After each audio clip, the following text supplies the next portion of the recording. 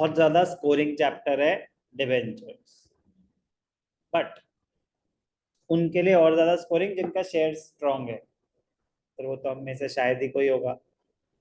Basic shares, basic entries, forfeiture reissue के अलावा, अब ठीक है, फॉरफीचर रीइश्यू से ही तो दिमाग लगना शुरू हुआ था, तो फॉरफीचर रीइश्यू है ही नहीं इसमें, डिबेंचर्स में फॉरफीचर रीइश्यू नहीं है।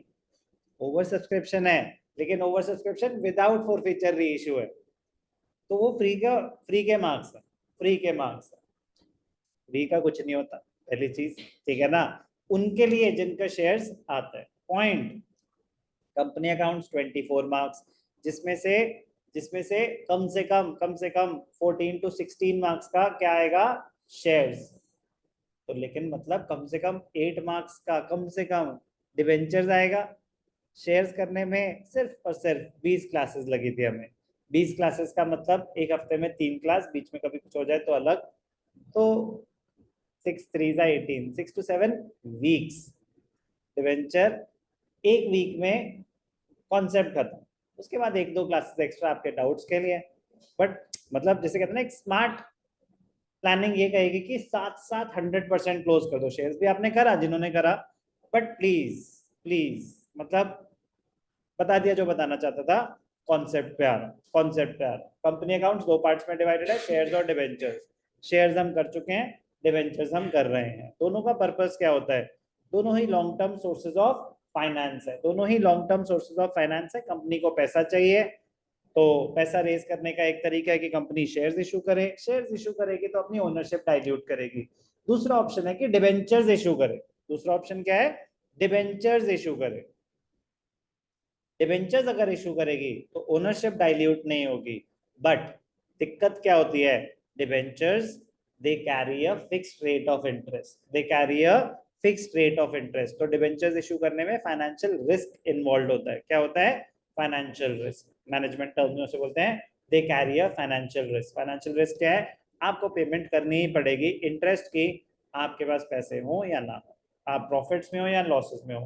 तो interest on debenture is a charge against profits. It is a mandatory payment. Dividend on shares, it is not a charge against profit, it is an appropriation out of profit. Sufficient profits होंगे तो dividend देंगे, नहीं होंगे तो नहीं देंगे। Debenture is a written instrument, it is a written acknowledgement of debt, कि मैंने आपको डिबेंचर्स इशू करे तो हमारे एक पेपर वर्क हो जाएगा कि मैंने आपसे इतना लोन बोरो किया है, मैंने आपसे इतना लोन बोरो किया है, तो आप हुए money lender, owner of the company नहीं। जो शेयर्स खरीदते हैं, share holders are owners of the company, debenture holders are like money lenders. तो जो पैसा बोरो करा है, शेयर कैपिटल ओनर्स इक्विटी का पार्ट होता है, डिबेंचर्स बोरोइंग का पार्ट होता है, नॉन करेंट लाइबिलिटी का पार्ट होता है। Debenture is a written instrument और a document issued by the company acknowledging the borrowing, acknowledging the debt. Terms of principal and payment of interest at a specified rate are stated in the document. Shares जो हमने issue करे, shares are normally irredeemable. Irredeemable मतलब during the life of the company आपको share holder के पैसे वापस नहीं करने, शेयर होल्डर को पैसे चाहिए तो वो स्टॉक मार्केट पे अपने शेयर्स बेच सकता है। But debentures they are redeemable, they are redeemable, they are issued for a specific tenure, 3 महीने 4 महीने 6 महीने 3 साल 6 साल 8 साल कुछ भी हो सकता है, नॉर्मली लॉन्ग टर्म होता है। Point, written acknowledgement of debt, तो जो रिटन एक्नॉलेजमेंट है उसमें स्पेसिफाइड होगा कि उसका टेन्योर क्या है, उसका टेन्योर क्या है, कितने टाइम के बाद आपको पैसे वापस करने हैं, कितना वो रेट ऑफ इंटरेस्ट कैरी करते हैं। Interest is, if nothing is specified, interest is paid annually, चाहे रिडेम्पशन 3 साल के बाद है 5 साल के बाद है, interest will be paid annually. Interest may be paid half yearly as well, वो हमें क्वेश्चन बताएगा तो, otherwise interest is paid annually.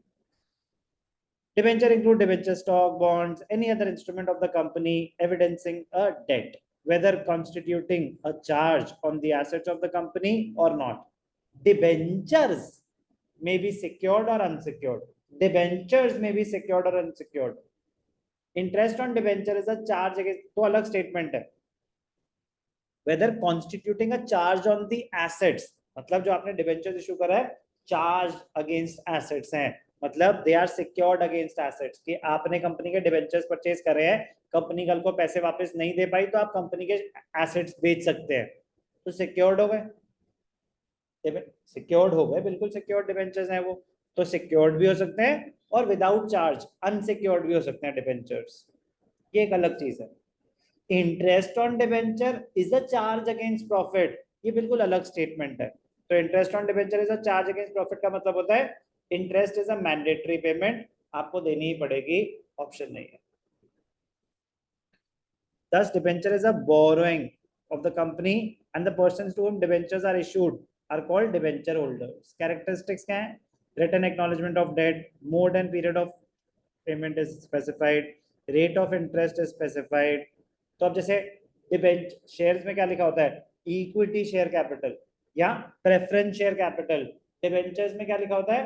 6% debentures, 7% debentures, 8% debentures. तो डिबेंचर्स का जो प्रीफिक्स है ये रेट, वो क्या है? Rate of interest. तो 7% डिबेंचर्स उसका उनका नाम है, बट वो क्या डिनोट कर रहा है? वो डिबेंचर्स हैं which carry rate of 7% or 6%, whatever the rate may be. It is a practice to prefix debentures with the rate of interest. Without, it is a borrowing for the company. It is normally secured, not always. Debentures may be secured or unsecured. Normally they are secured. ये important point है काफी. Interest on debenture is a charge against profit. It is a mandatory payment. Difference between share and debenture में आपको already shares के साथ करा चुका हूँ। Difference between debenture holder and share holder में आपको ऑलरेडी शेयर्स के साथ करा सकता हूँ। प्लीज, मैं अभी टाइम वेस्ट नहीं करूंगा, आपको आना चाहिए प्लीज यार। इस पे हमने ज्यादा, जितने जरूरत नहीं थी शेयर्स में, उससे ज्यादा मैंने टाइम लगा के एक्सप्लेन कर दिया था इस दिन के लिए, कि आज मुझे दोबारा ना करना पड़े। भूल गए हो वो चीज, दोबारा देख लेना। शेयर्स और डिबेंचर्स में डिफरेंस क्या होता है? शेयर होल्डर और डिबेंचर होल्डर में क्या फर्क होता है? एज अ कंपनी हमें शेयर्स इशू करने चाहिए या डिबेंचर्स? एज एन इन्वेस्टर आपको शेयर्स खरीदने चाहिए या डिबेंचर्स? प्लीज ये सारी बातें आपको पता होनी चाहिए। मैं अकाउंटिंग ट्रीटमेंट पे आऊंगा। कैरेक्टरिस्टिक्स और मीनिंग क्लियर? जो चीज सिंपल है उसको सिंपल रहने देंगे प्लीज।